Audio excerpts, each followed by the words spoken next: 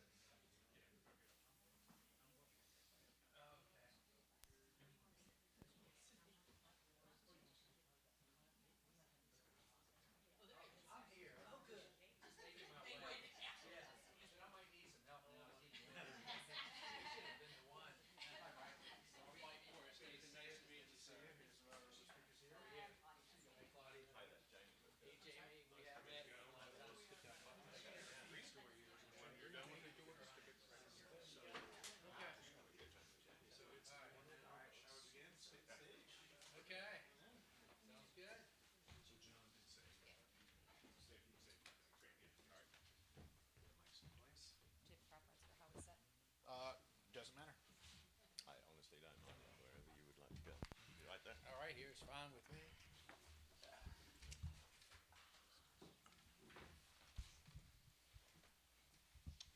All right, Nathan, thank you. This up here and I'm ready. Okay. Good afternoon, everyone.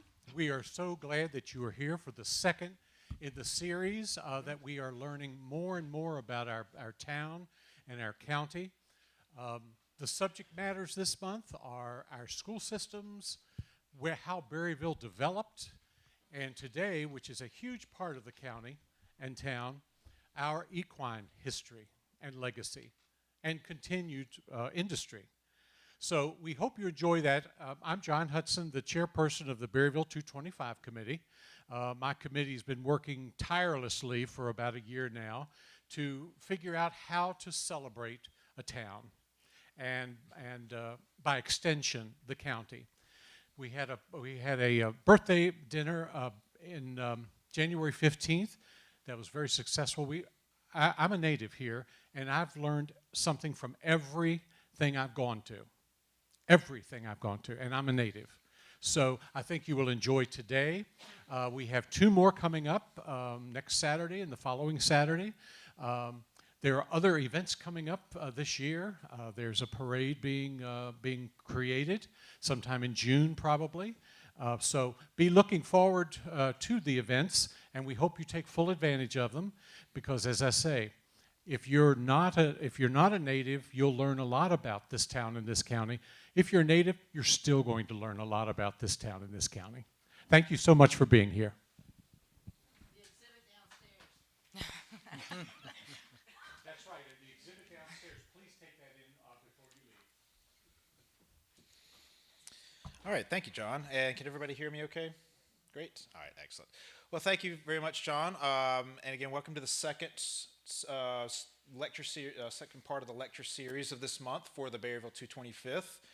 This lecture series is a partnership between the Barns of Rose Hill and the Clarke County Historical Association. So every Saturday of this month, we'll focus on a different aspect of Berryville's history.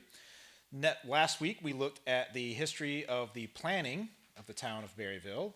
And next week, we will be looking at veterans of foreign wars who are here in Berryville to tell them a little bit about their experience, both home and abroad. And today, we are looking at the horse and the impact of the horse in Clarke County and Berryville, and how that relates to a larger stage as well. My name is Nathan Stalvey. I am the director of the Clarke County Historical Association. To my left is Claudia Pfeiffer, the George L. Ostrom Deputy Director and Head Curator at the National Sporting Library in Middleburg. Beside her is Jamie McDiarmid, Manager of Audley Equestrian at Audley Farm, and Mike Morris from the Blue Ridge Hunt Club.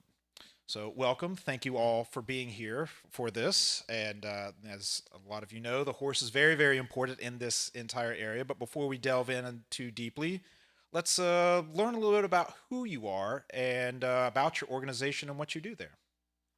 I'm Claudia Pfeiffer, and I've been at the National Sporting Library Museum for 11 years now, just celebrated my 11th in March. And our organization was founded in 1954. Our mission is to preserve, promote, and share the literature, art, and culture of equestrian, angling, and other field sports. We're also committed to the advocacy and education of the conservation of open space and waterways that are integral to the pursuits that we focus on. Our library, again, I mentioned, was founded in 1954 as a scholastic powerhouse for all things having to do with equestrianism. Fly fishing and wing shooting is our core topics. And the museum has been open since October of 2011. So to support our mission, we create exhibitions. We do K through 12 and adult education. And we also have a thriving fellowship program. We've supported over 90 scholars to date since 2007. Excellent. Good afternoon. My name is Jamie McDiarmid. I'm as introduced, the horse farm manager at Audley Farm.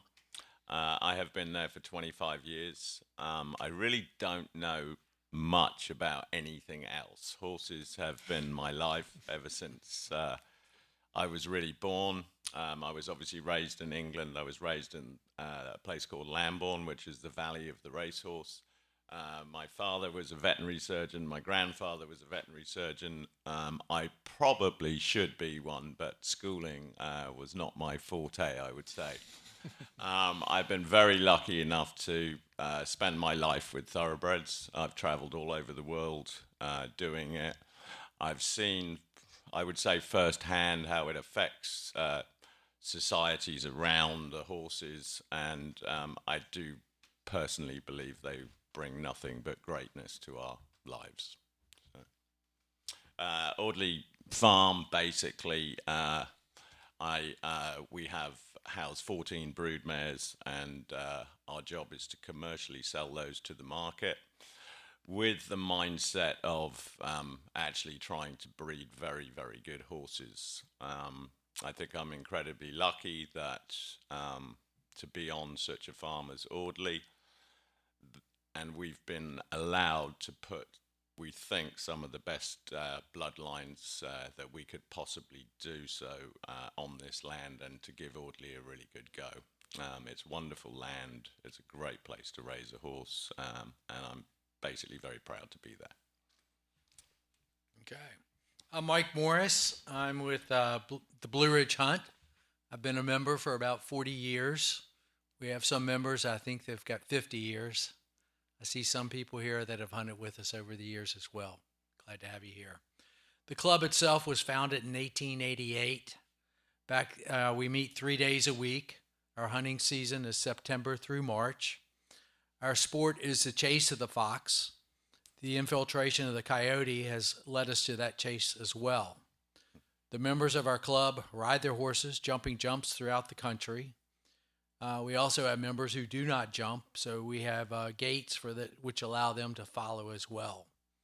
In the non-hunting season, we have weekly trail rides. Those are open to the public, both English and Western.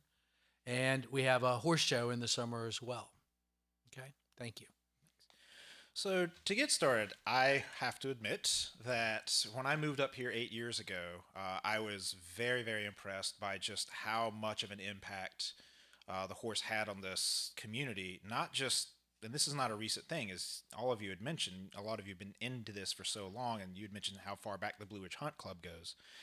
And as somebody who is from South Carolina, I knew no one that had a horse.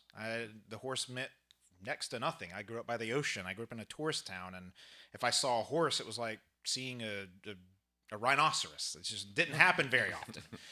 Then I go to Kentucky, and I lived there for 4 years before coming here. And of course, as you know, the horse is tremendous out there.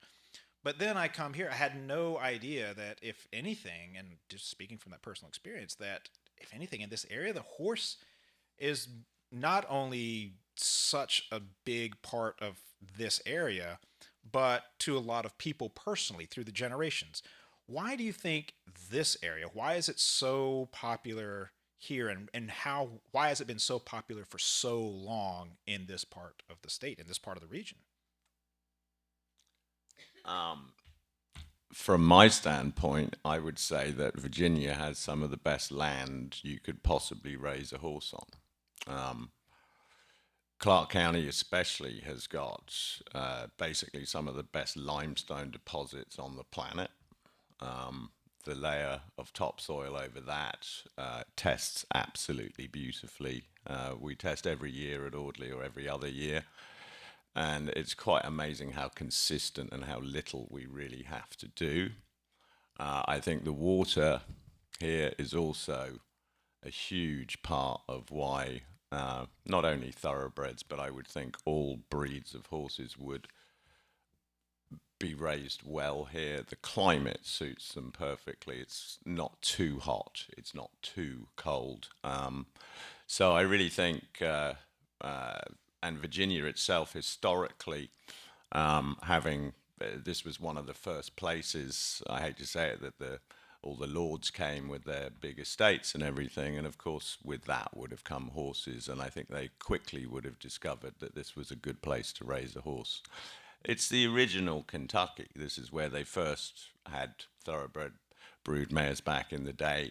Kentucky came to us to get them, really, in the very early days. the bluegrass basically just seemed to take off, I would think, later in history as they move further west, basically. So I think that's why Virginia has always had horses. I think it always will have horses. I think the show world here now has become a massive movement.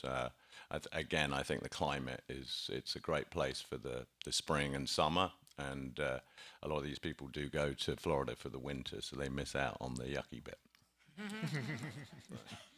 I can second what Jamie says here about how beautiful our country is.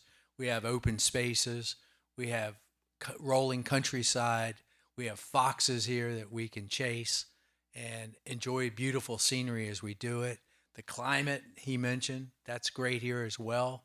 It's cold in the winter. We like the cold to gallop our horses in. You know, when you're in South Carolina fox hunting, it's a little hot down there, okay? And I'm sure the scenting is not quite as good as the scenting as what we have in this area.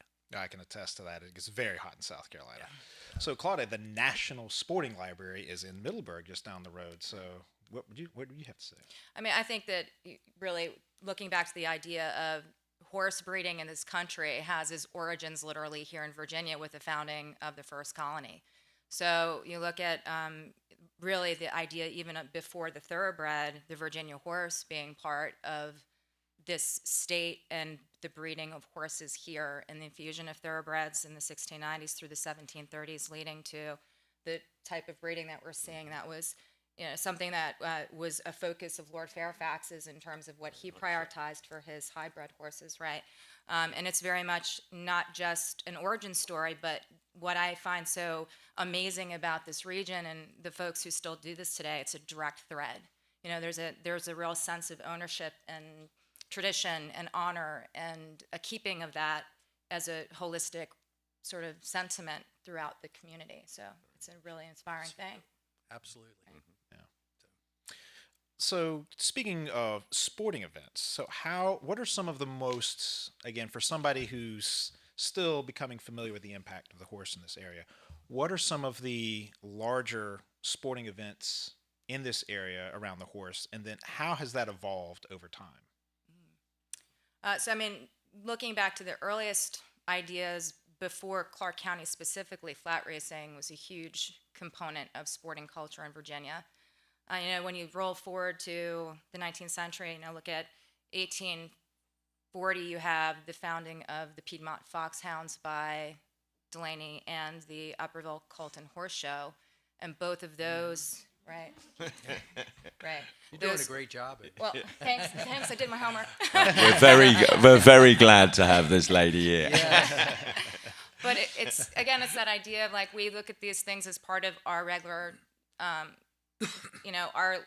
our year, and it really goes back that far. And so it's not something new. It's generational. And again, that thread of when you look at over a century of time that these particular types of sports have been a part of the community. And I think that's a testament there. With anything, as generations come, new interests, new technology, new forms of entertainment come along, but yet this hasn't changed in this area. So that leads me to my next question is, so Jamie, I think you've already answered this by how long you've been involved with the horse, but what for Mike and Claudia, what got your interest into that culture, and why do you think it stood this test generation to generation? Well, when I was 4, my father bought me my first pony. Okay, so it all began there. My father and my grandfather hunted with what was called a farmer's pack, where the local farmers had a few hounds and they went out there through the country and started chasing the foxes. Okay. By the time I was 11, I had new horses. I was riding with my neighbor, and I was very fortunate to have her as a neighbor because she introduced me to fox hunting, showing horses, pony club. I got to do it all. So I hunted with Piedmont as a child, okay, and spent my life there. And I'm not a native of Clarke County, as John happened to point out here. I've only been here about 45 years, okay. But when I bought my house here in Clarke, I soon joined the Blue Ridge Hunt. And I say I've been there 40 years. And once you start riding a horse and jumping jumps and running through the country, it's so much fun that I just can't give it up. I love it. And I've got a 2-year-old grandson, and I'm figuring 4 years I'm going to take him out there and lead him along with me. That's what I'm hoping for. So.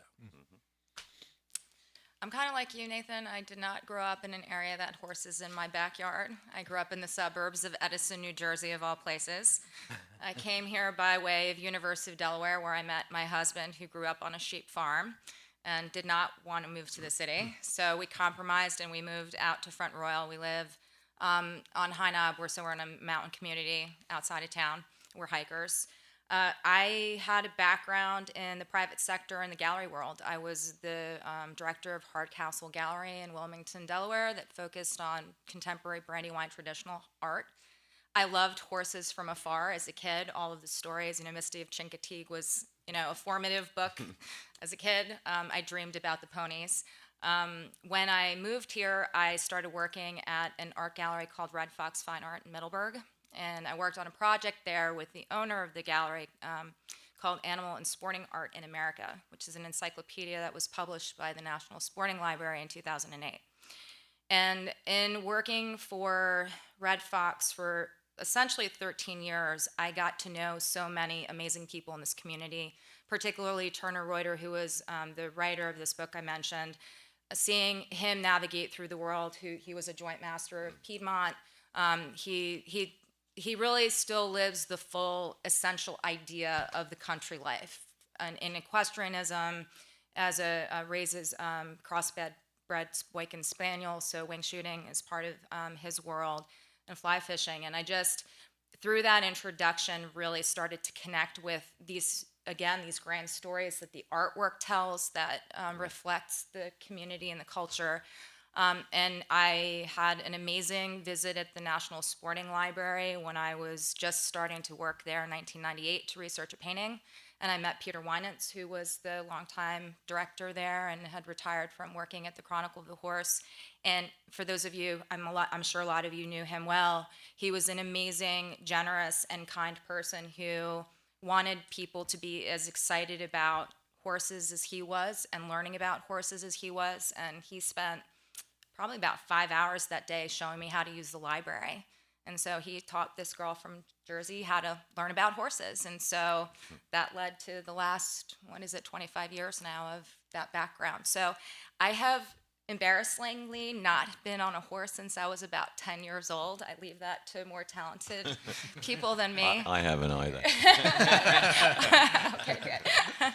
So I came by a little bit of a back door, but I'm glad to be part of the community. So great. So we were talking earlier some of the different aspects of the horse in this area that have been thrown out. We have breeding, we have racing, and we have the hunt. Do you see people kind of doing all three of those, a combination of both, or are those three separate sort of groups of people? Okay, I personally am a fox hunter at this age and point in life, okay? But I'm sure younger kids that are starting probably show. There's the Blue Ridge Pony Club here in the county, and a lot of those kids are encouraged to come out and fox hunt with us as well, okay? I'm sure they're going to horse shows as well, okay? So kind of diverse. I think with the main thoroughbred owners, they do tend to stick with thoroughbreds. I think they probably feel like they put enough into that part of it. So I think most of the thoroughbred people would stick with their thoroughbreds. However, there's obviously, I would say, the generation before was far more bendable in that department, as in they would go fox hunting, they would have racehorses at home, and they would breed as well, especially more smaller farms in Europe and in Ireland and stuff. You would certainly see that. I don't see it really so much here. We see a few show people at our sales, I think, around the country, but really it seems to be two sort of separate little worlds that we're trying to do. I think it joins up later when our horses get older. And they have started some wonderful retirement plans, because obviously these racehorses don't always make it. There are these programs with competitions where you take thoroughbreds off the racetrack, where they are retrained and go into show jumping competitions, and they have pretty good prizes for that today, and they're trying to do more and more of that, because obviously there's a poorer side of all of our businesses is the offshoot of it, is these horses that don't quite make it on the racetrack obviously need a home, and this is a very good way of doing it, and that seems to be becoming quite popular, so perhaps there's a little join there. Also looking historically at the connection between jump racing and fox hunting as thread within the hunts. Definitely.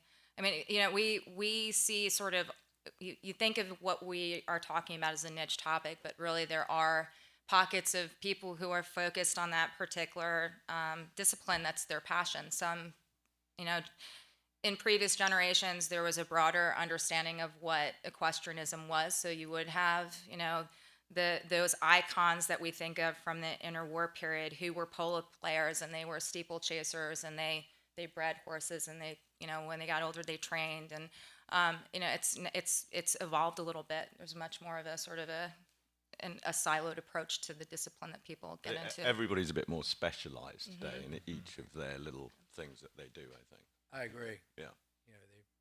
In the old days also, I think about like local business owners would have their thoroughbred racehorses. Very much. Okay.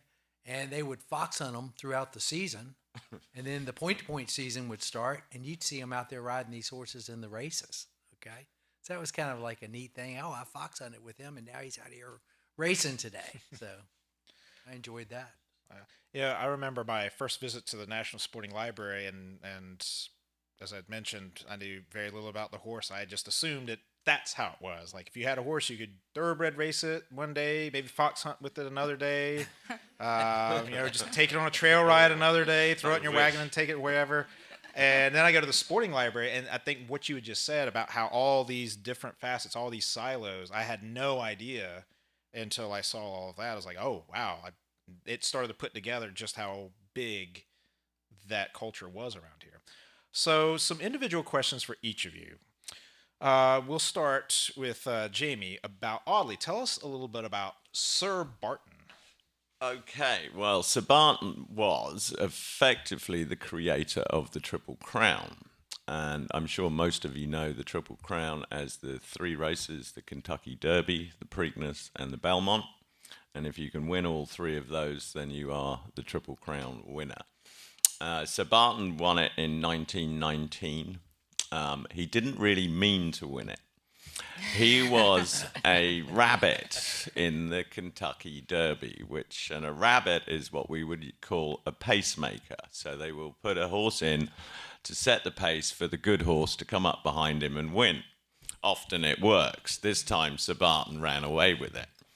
So it was quite a shock that he won the Kentucky Derby, and what is incredible is in 1919 they actually ran the Preakness 4 days later, where he went back and he won the Preakness by I think 4 or 5 lengths and looked pretty good doing it. In the meantime, his feet are a little bit sore, but there's another race a week later that he goes to, and I can't remember the name of it. But he won this race and then went on to the Belmont 10 days after that. So for a horse to be able to do that is quite incredible. And from his feet, the Triple Crown was basically created because he was the very first horse that actually ever did that. And so today, as you know, the Triple Crown is a huge, huge thing that the thoroughbred owners would love to win. The most recent Triple Crown winner, I would think, went to stud for a value of somewhere around $80 million, which is a crazy amount of money, but it's what everybody wants to do. So Sir Barton was basically purchased. He was bred by a guy called Madden. Madden had bred 5 Derby winners. He was quite an incredible breeder. I didn't actually know that till today, Jill. It's quite amazing. So he bred 5 Derby winners, one of which was Sir Barton, and he was sold to the owners at the time of Audley Farm, who stood him in as a stallion in 1921, I believe it was. He stood as a stallion with us, and if you came to Audley Farm today, the Stallion Barn, we have a statue of him that was put up about 15 years ago, and the barn is exactly the same. We built it back just like it was when he was there, and we have photos of him when he was actually standing in the barn. So it's quite amazing to look back and see that. I think Sir Barton is amazing for the farm today, just with the history of it. When people can't believe it when they come and they actually realise that this is where the first Triple Crown winner stood. As a stallion, he was no superstar. Unfortunately, the Depression came along and something called a war, and there was all kinds of things going on which changed everything. And Sir Barton was eventually sold to become a cavalry horse out west, and went to, I believe, ended up in Wyoming, and eventually died in Wyoming after breeding in that department. So that's the brief story of Sir Barton. From the farm standpoint, he's obviously very, very important. He set the standard for the farm, I think, for us when we go there, that if we could have a horse like him on the racetrack, then you'd really be okay. It's ironic, in 2012, we had Bodemeister, and it's not far off 100 years, if you think about it, since Sir Barton, and we were very close to doing it again. We were second in the Kentucky Derby and second in the Preakness. We forgot about the Belmont because we didn't go, but that was an incredible experience, and I hope it doesn't take another 100 years, because I'm not going to be here to do it, because it's something I'd quite like to do. So no, I think he set a standard to the people who had the farm at the time. They tried to make it as amazing as they could. They put a massive amount of money into all the infrastructure and everything at the time. I think the farm itself, when they purchased it, was about $100,000, and the following year they purchased him for $106,000. So you can see how the thoroughbred business makes sense. So I think the original owners were very lucky to have Madden as their advisor. The farm was then, I'm going to have to get my history right and give you all the names of these people, because so, and there's a couple of quotes here from some of these owners that were really quite amazing. So the guy who had it after the farm was basically in the George Washington family, which I'm sure you all know, and this young lady, I'm sure, would be able to tell you a lot more about that than I. Effectively, the family was passed down to the Nellie Custer's family. She was our ghost. It was then bought by a guy from Pennsylvania called Mr. Cummings. He was a coal miner, and he came to Audley, and he was an amazing man, because he dug in the ground and found the best minerals and the soils around here throughout Clarke County. He was basically a surveyor of the soil, and he put a lot into Audley. At the farm itself, we actually had he put huge limestone pillars up and burnt wood all around them and crushed all the limestone and scattered it over the fields in the valley. There's something, as I said earlier, the limestone here is amazing, and down on I think it's Millwood Creek, where it joins the Shenandoah Valley. There was an area there with 90% pure limestone that he wanted to mine back in the 20s. And unfortunately, he never got to do it because he died.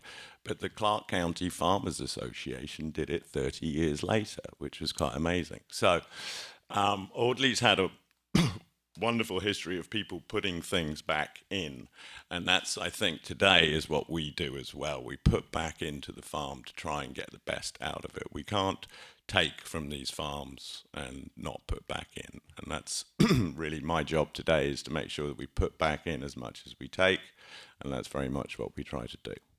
So, Excellent. Thank you. okay.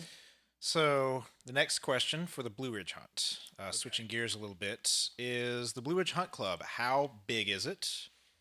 What area do you cover? And what are some of the requirements for joining? I will say, just as a caveat, the first time I encountered the Blue Ridge Hunt, I had only been here maybe a couple of months, and I decided to go sightseeing. So I drove out to Long Branch.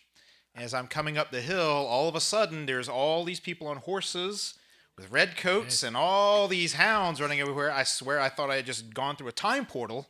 I was like, what is going on here? I was like, oh my goodness, I had to swerve out of the way, and it was amazing. And that's when I stopped. I was like, what is this? Like, oh, we're the Blue Ridge Hunt. We're going on a hunt today. I was like, oh, that still happens? So it was fascinating to see. It was very majestic with the landscape out there and everything like that. So tell us, how big is this organization and how many members do you have? You hit in some of our best territory right down through there. You got the beautiful mountains to look at as we gallop across the hills. So that's a great place. But the Blue Ridge Hunt does hunt in Clarke County. We stay west of the Shenandoah River. We go north up to Wycliffe Church.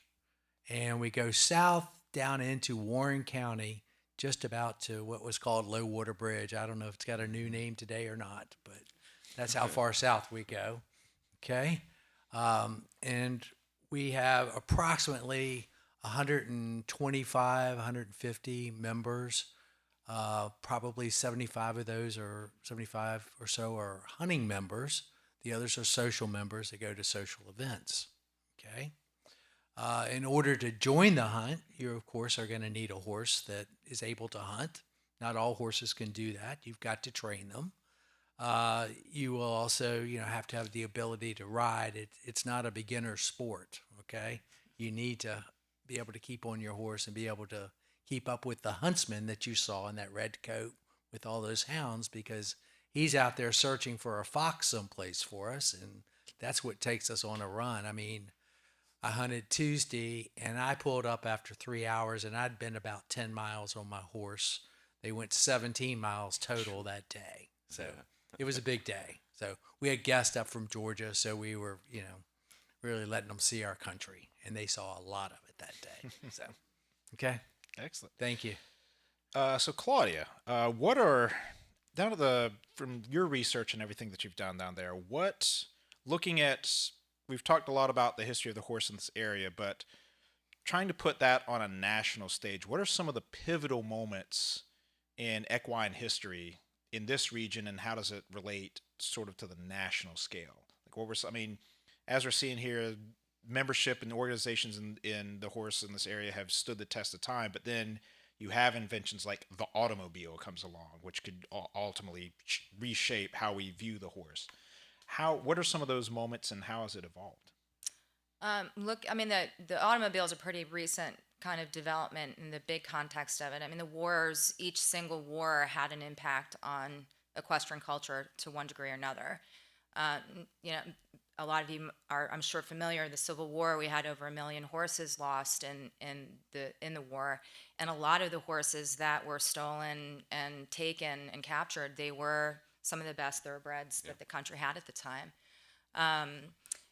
In terms of regionally, we see interesting infusions of folks from the north coming here to partake in this beautiful landscape that's been described, really attracted people to the area to settle and to continue in horse traditions that they might have done in New York, as an example, coming to the area.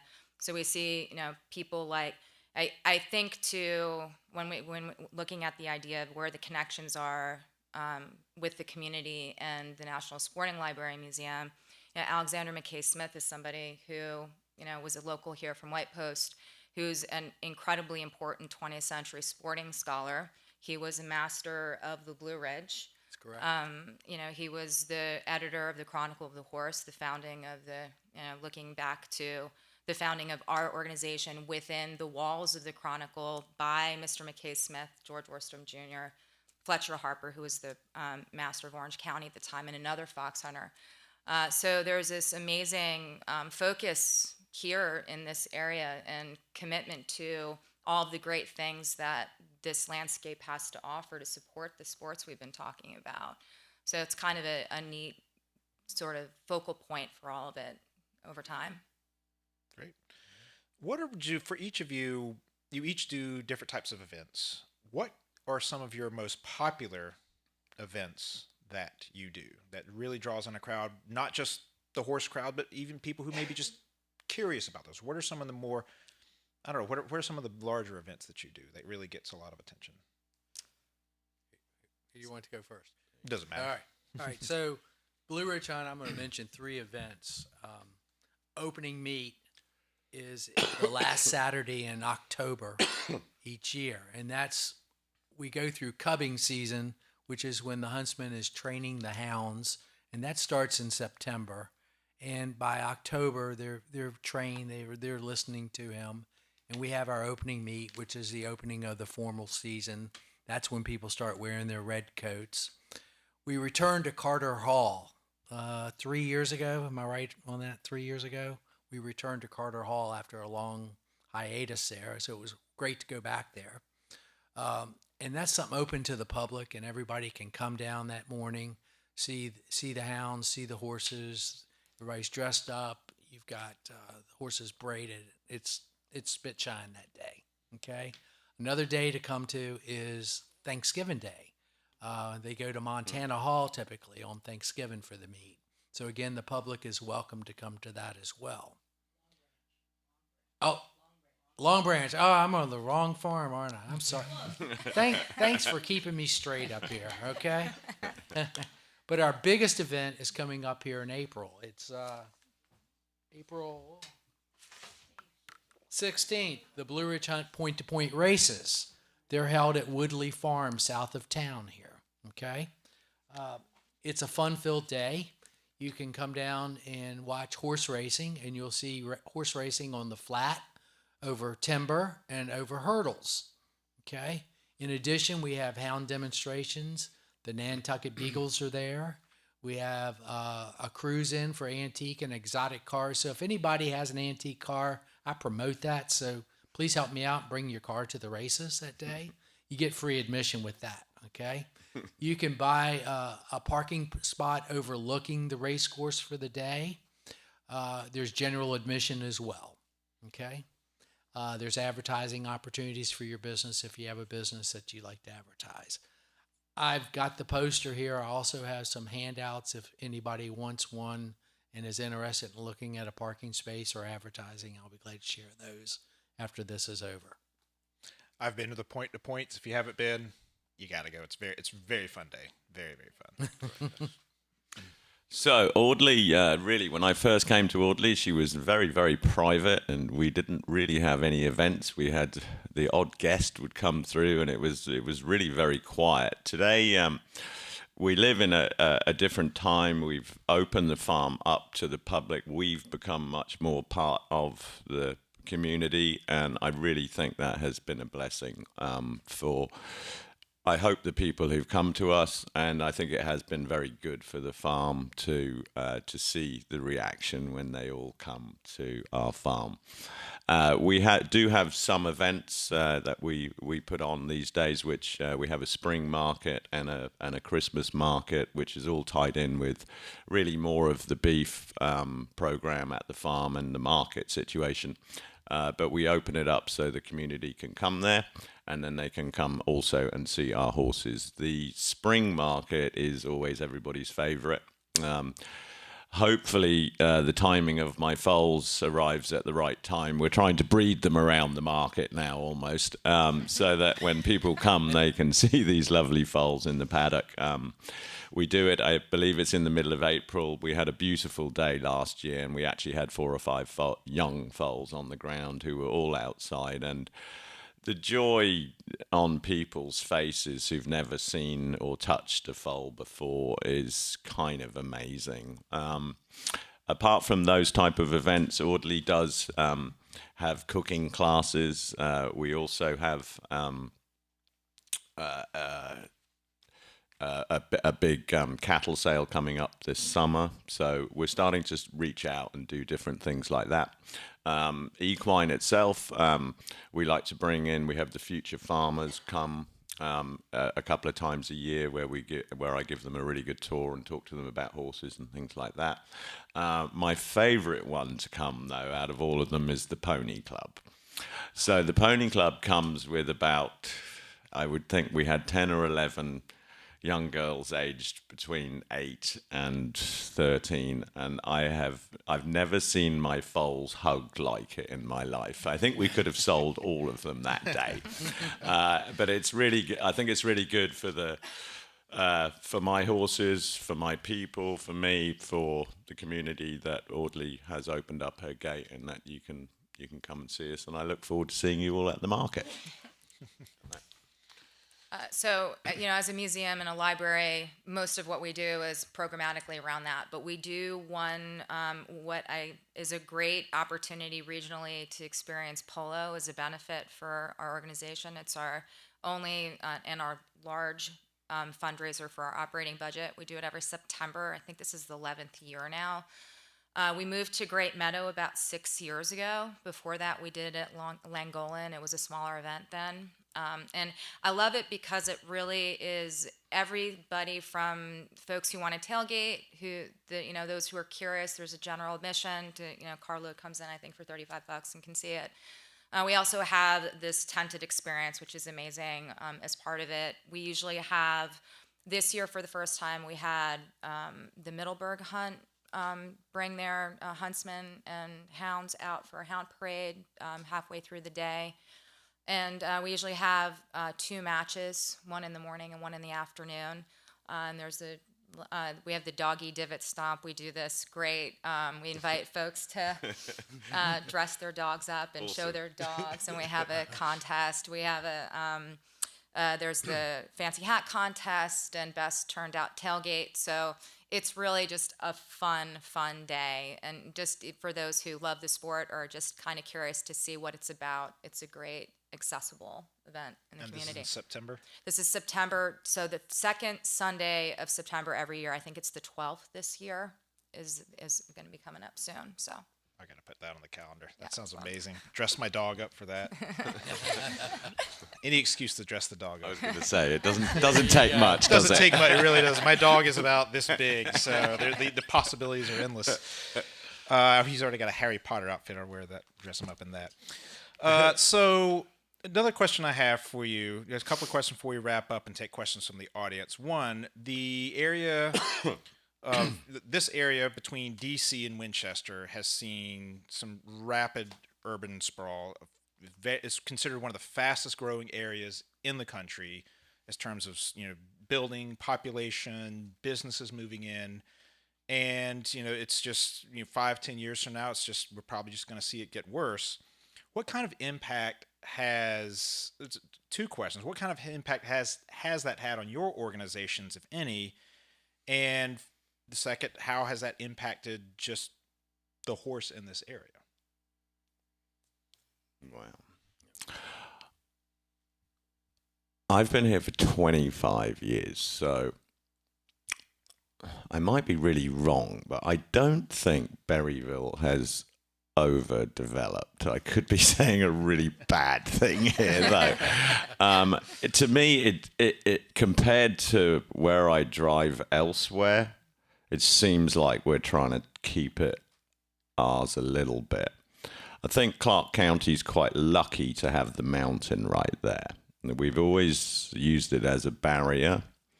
I do believe it's getting a little smaller, but it is still, you have to cross the mountain to get to us. So it's I think we're okay. Obviously, in my setting, I'm lucky enough to say that it really hasn't seemed to affect us at this point, apart from the traffic.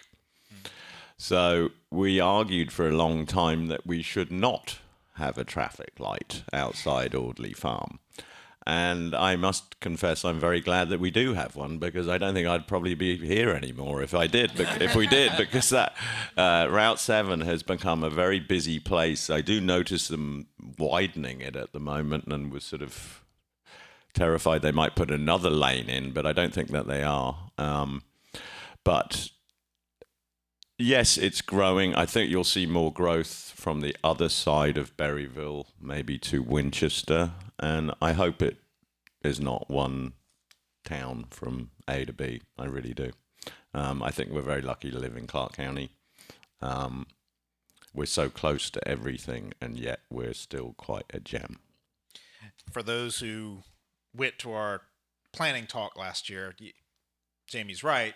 Change comes slowly in this area. And one example of that, as we discussed in our planning talk last week, was that it was 30 years from the time that McDonald's was proposed to come here before it actually came here. Wow. Okay. So that's, yeah, that's a pretty good way of looking at it. That Yeah. really puts that in perspective.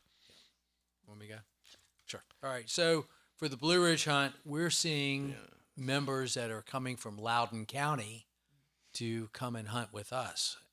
There in Loudoun, the farmland is dissipating. It's becoming developments. There's no place to hunt. So they are coming over here because we're our close proximity to where they live. Okay. They're enjoying our great open space that we have. And we also see members who move from other parts of the country to come here, again, because they know of the open space in Clarke County. They know of the great hunting that our huntsman provides for us. So that brings people. The other thing that we see is the people that are moving to Clarke County, and in particular buying out in the country, into the countryside where we hunt. It creates pressure on the hunt itself, because we now have to meet with that new landowner, maybe the prior owner. We hunted over that farm for the last 100 years, okay? Now we have a new owner. They don't know anything about fox hunting, so we have to educate them as to what goes on, what we do, okay? And get them to know us and trust us, that we're going to close the gates when we go through the property and not let their cows out, okay? So it's an education process. When we have to obtain their permission. If they don't give us their permission, it can hurt us, because they might have a finger someplace where we have to cross just to get to the next landowner. And if they don't let us cross, then that shuts us down. So that's a challenge we have with the new people coming in sometimes. I can see that. So I mentioned the National Sporting Library has been around since 1954. And the museum is a more publicly accessible, forward-facing approach to our mission. That certainly changed the way that we interacted with the community in terms of education. Big picture, I mentioned at the beginning when I introduced the organization that we have a more formal stance on conservation for open space and the preservation of waterways because of the encroachment. As you mentioned, we're in Loudoun County, so we're, and we're on Route 50, right? So we're seeing what's basically coming up our way, like a slow-moving freight train down the road. One of the amazing things about where we are as a community, and I've talked on that level with a great deal of respect and awe in a lot of ways, because the people who are in this life are, they're seeing the dangers of the changing landscape. And so the museum, the library as it stands as an institution, we support the community.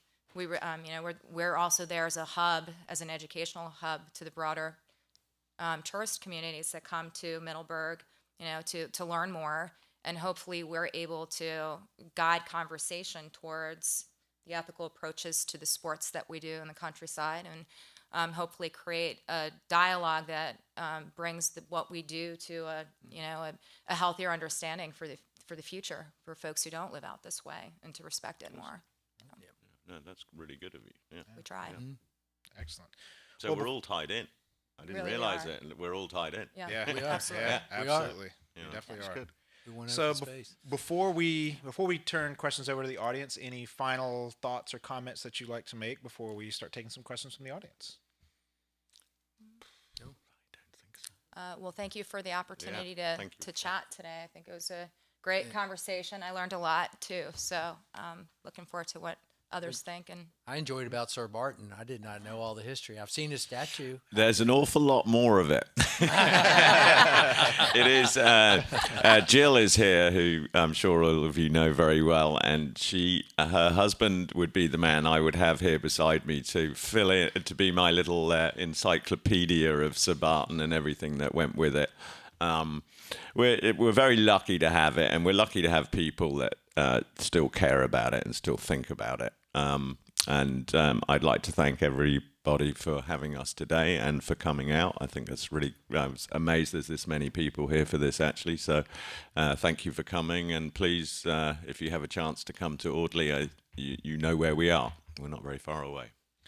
All right, we're now going to open it up for questions from the floor. Yes. Horses and open space kind of go together like love and marriage. And we in Clarke County are very blessed because we have a progressive viewpoint of how to preserve our open space. We use two tools to do that. One are our zoning, and the other is conservation easements. Conservation easements try to preserve in perpetuity what uses can be put to a given parcel of land. Now, I don't know that, say Audley Farms has done, I believe has put much of their land in conservation easements. I'm wondering in general what the horse community is doing to encourage use of conservation easements in Clarke County, and how we can build more of a partnership there with those others interests who want to preserve open space land, and the horse community who also has an interest in preserving open space land. I think we would be very much behind some kind of easement on the farm where it was kept sacred forever. I'd love to think that the main original Audley Farm will be put into that at some point. Now, I might be speaking slightly out of turn, but it is something that has been discussed with the family over the last few years. So it is something that I'm sure some of us are thinking about. It's quite a lot. I don't understand all the ins and outs of what gains you get by doing it, so I wouldn't be the man to have the full discussion with. But I think from a simple standpoint, from my point, looking at it, it would be quite hard to put it all into easement, because value is value. I hate to say that, and I think if we could keep Audley open and as it is, we would be okay. But I do understand your thoughts that, in time, if it's sold off or whatever happened in 20, 50, 100 years, that it would be built upon. And I think you're probably right. I would love for my owners to at least put the centre of Audley into that. And I think that would be quite a good thing for me if we could do that. And that's something I hope might happen, but I'm not promising. Thank you. And I know members of the Blue Ridge Hunt sell their development rights, to keep that open space. We also have members or former members who are involved with like the Piedmont Environmental Council, and they are again working to keep this open space going in Clarke County. Remember, we have a Clarke County Conservation Easement Authority, which you could also be working with. Sure, and they may be. It's not my area of expertise. I'll just be honest, okay? All right, we got a question here from... The easement authority was started by fox hunters, right? It's mainly making the case. Yeah. Yes. No, it's all. It's the idea is the wonderful open space, and none of us can disagree with that open space side of the conversation. I think from Audley's standpoint, being because the family is not from here, I think it makes it a little bit more difficult. I would think if they were residents of the USA and they actually lived here, it would have been, the whole place would have been put into easement a very long time ago. However, they're not, and so we deal with absentee owners. Our goal is to keep it as it is, and if anybody sees any building out there, you let me know, because I can't be in all places at the right time, but I will certainly have a word about it, all right? So. Yes. If I could finish, just Oh, sorry. Sorry. one sentence. 25% of this county is in permanent easement. Right. Wonderful. That's a pretty good record for Little County. Yeah. And it's mainly the horse people that pushed that Mm-hmm. to start. And pushed the zoning. Right. Yeah. Yeah. A two-part question about Sir Barton. Yes, ma'am. Do you have any of Sir Barton's bloodlines present in the horses at Audley now? No. I was actually looking at it the other day. I do not believe we do. None. And the second part of the question Yes. is, are Sir Barton's bloodlines in any of the present-day racehorses that you're aware of? Probably. Possibly. He didn't breed that many mares, though, did he? You know, back in 1921, I mean, a big book of mares. I mean, would he have got 40 mares, Jill? Yeah. So I would think it's... if I meet you again, I'll have the answer. How about that? I don't... Yeah, it would be a good research project. I do think he's probably gone, unfortunately. But I will certainly look into it. Yeah, thank you. Thank you. Yes. Jamie, my vague recollection was Audley had a racing stable, and they were the leading owners of one of the Keeneland race meets. They... This is in the 80s. Do you have any understanding why current or recent owners have not continued on with racing stables? Yes, I can answer that actually quite well. When the farm was purchased by Audley Farm, it was purchased by Mr. Liebrecht. And Mr. Liebrecht had 50 horses in training in Germany. He was coming here to do the same thing.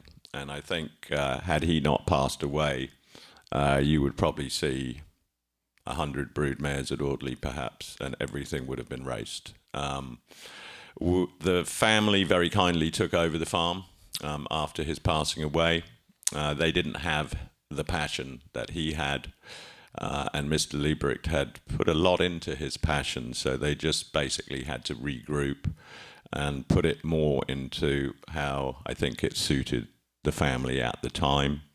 And basically this is where they started to basically disperse of the racehorses as much and got more into the breeding side.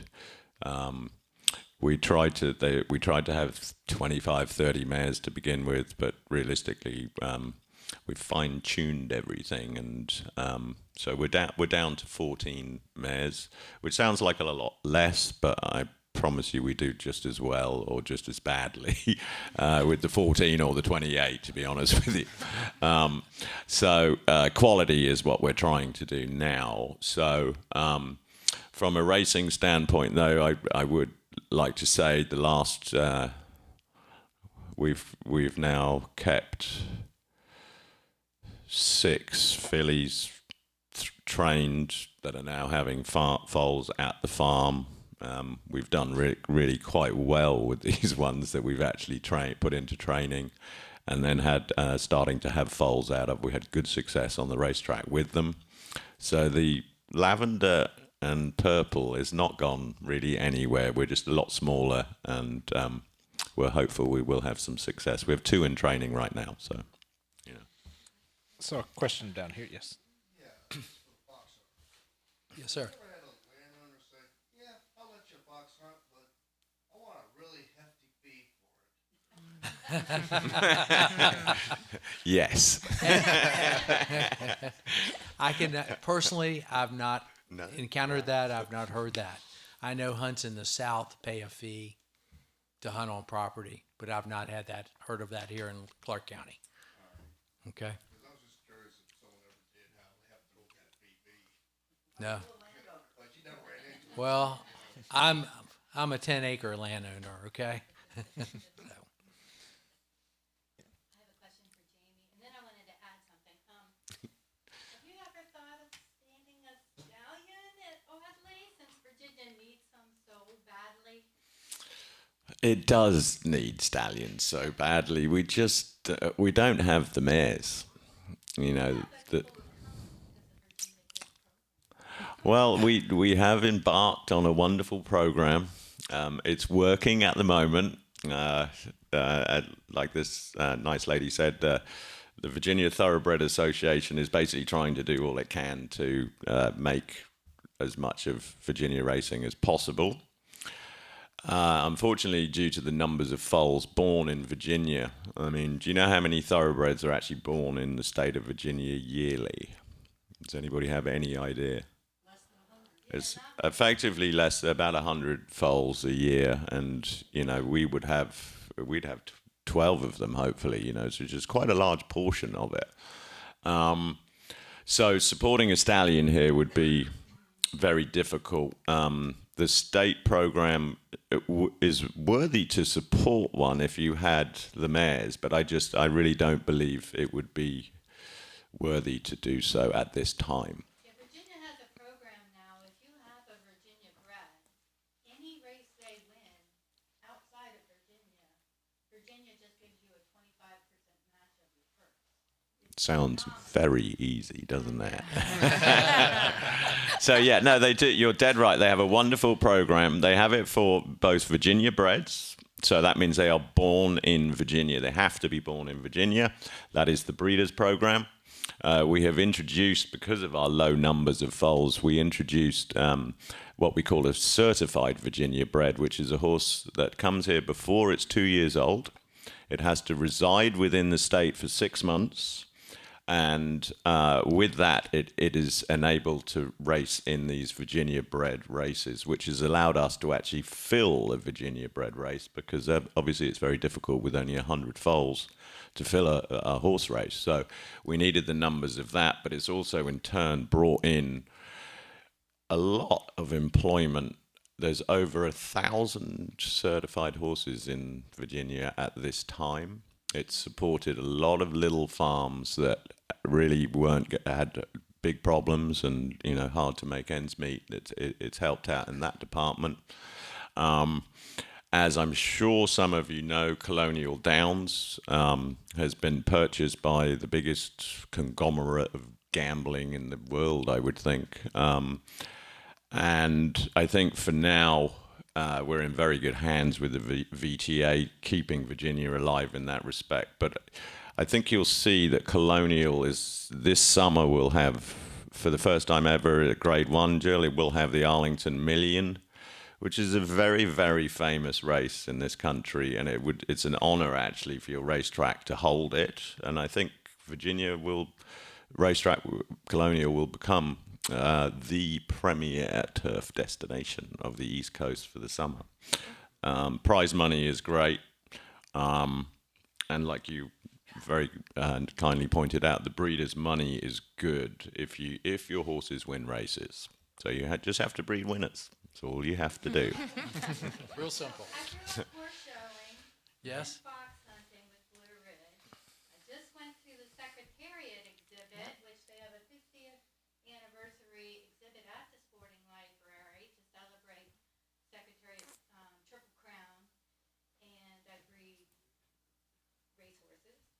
But the one thing in Clarke County that you forgot to mention was they used to hold the Olympic trials here at Walnut Hall and Chapel Hill Farms.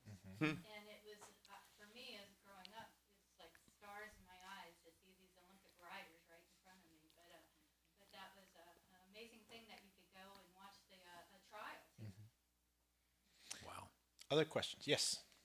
So I'm kind of interested to know the history of some of the distinguished farms that were in this area, not only in Clarke. So you mentioned Lang Olin.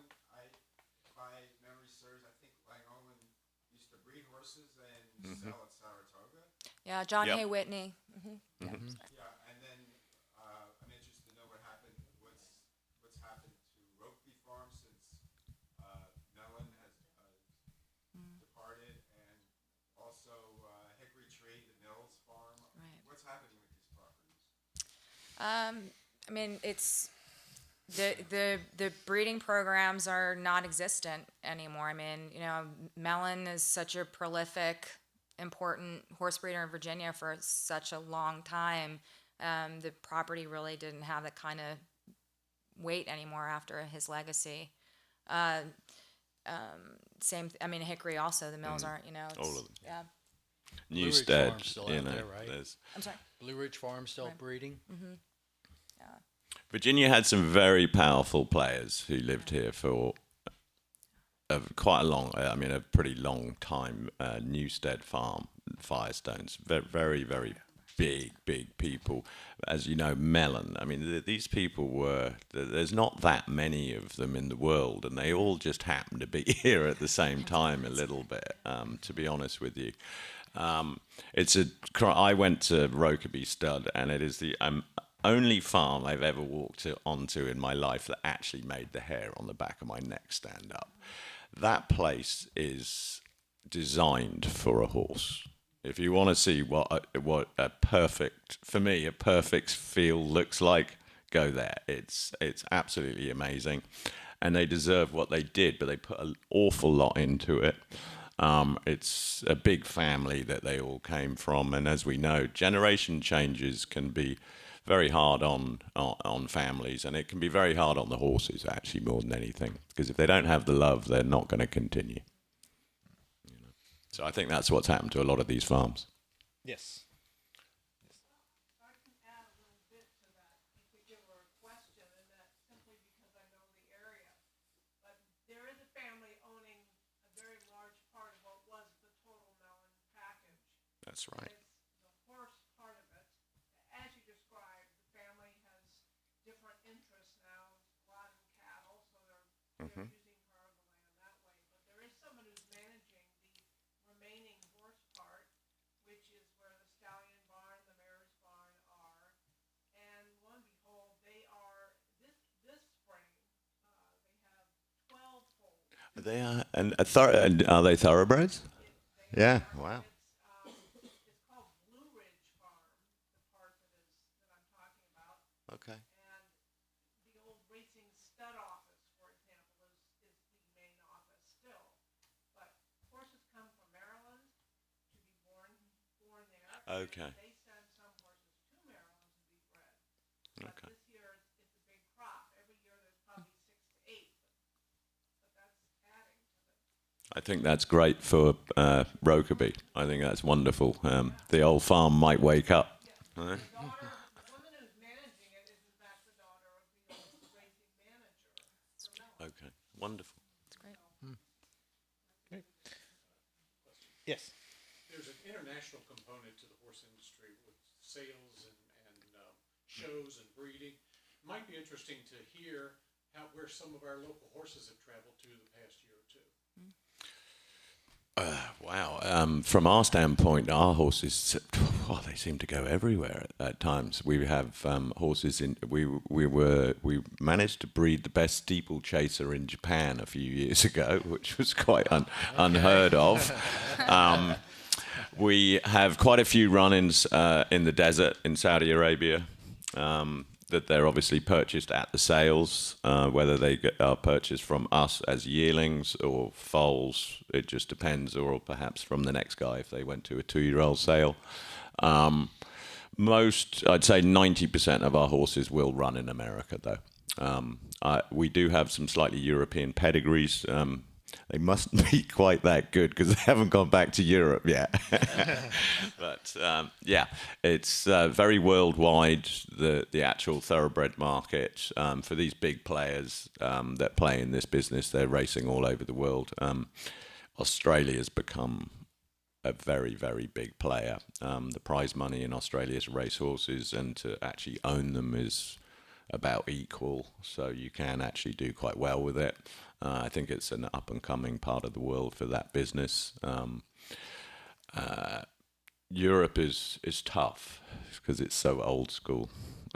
America here, we keep going, you know.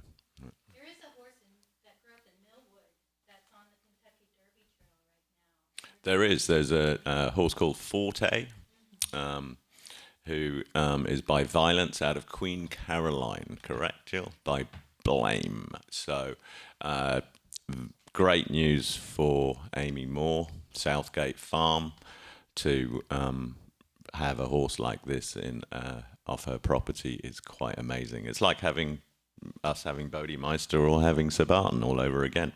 He could very well win the Kentucky Derby, that horse. So that would be absolutely fantastic, I think, for Virginia again. Virginia's always got something to do with the Derby. Don't forget that. Yeah. Yes. The animal rights sentiment has gotten a lot of traction in our culture in the last decade, if not further. And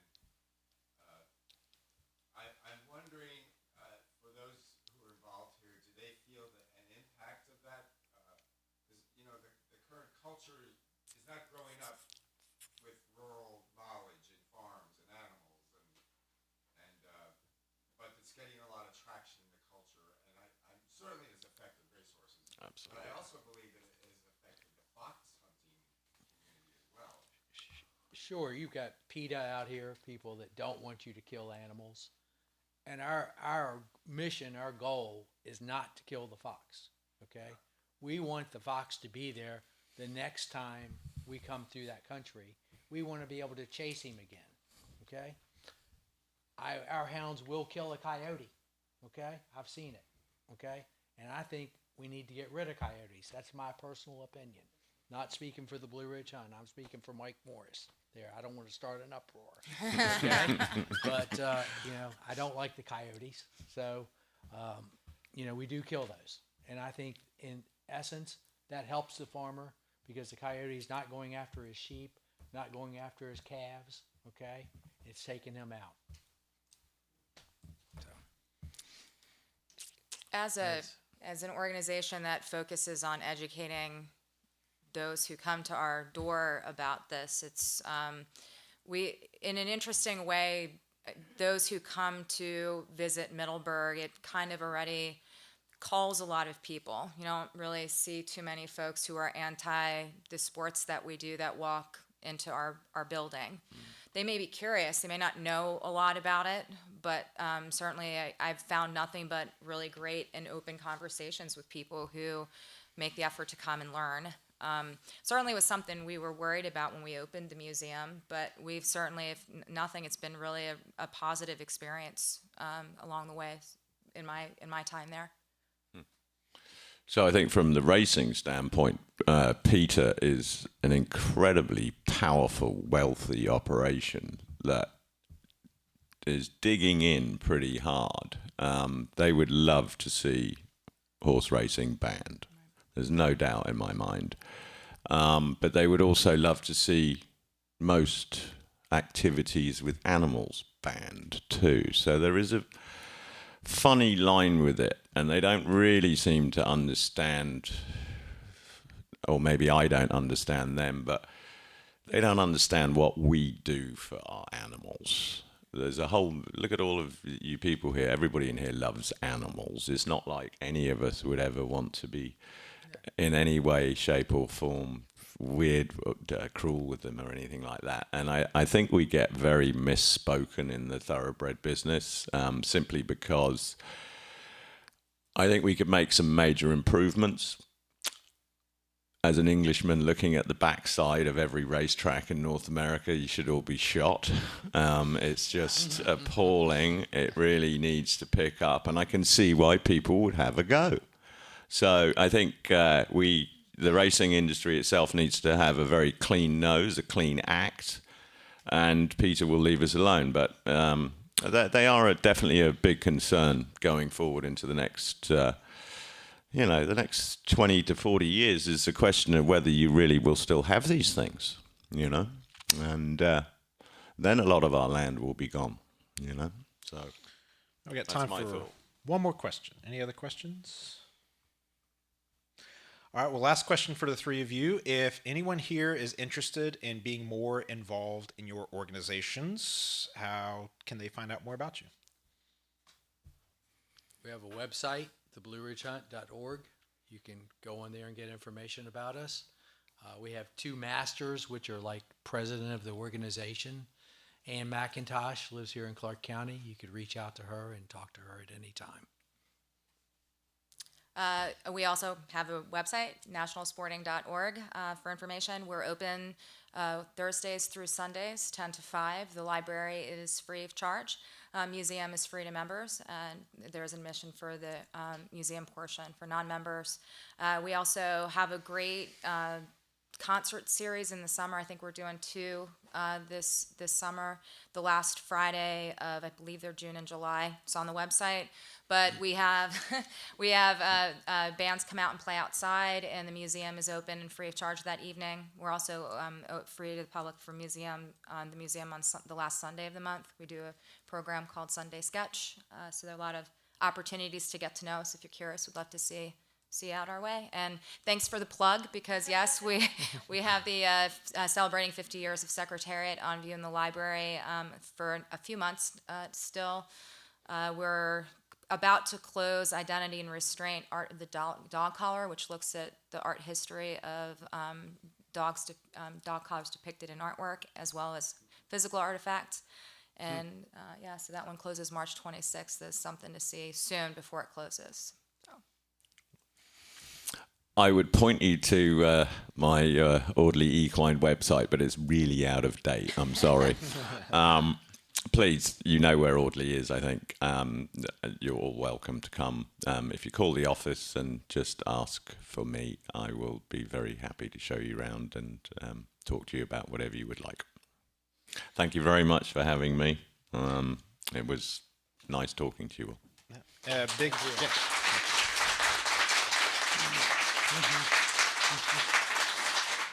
Well, thank you all, and also thank all of you for coming out. If you've got any other questions for us, let us know. I will say that next Saturday, mark it on your calendar at 1 o'clock, we will be interviewing some Clarke County veterans.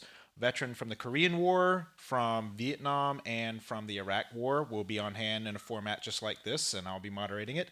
Also, for the Clarke County Historical Association, we have Art at the Mill coming up on April 22nd. It is the same weekend. That weekend is the same weekend as the Garden Club tour, so please come on out, buy some art. We have almost 300 artists this show. It's a record high. A lot of different artwork, a lot of diversity, so please come out and support local artists and CCHA. Thank you, everybody, and we hope to see you next week. Okay. Awesome. Thank you. Well done. You did brilliant. Dude, very nice to meet you again, my man. Thank you so much. That was fun. It was really great. Thank you. Dude, thank you so much, mate. Thank you so much. You are fabulous. Thank you. I learned so much.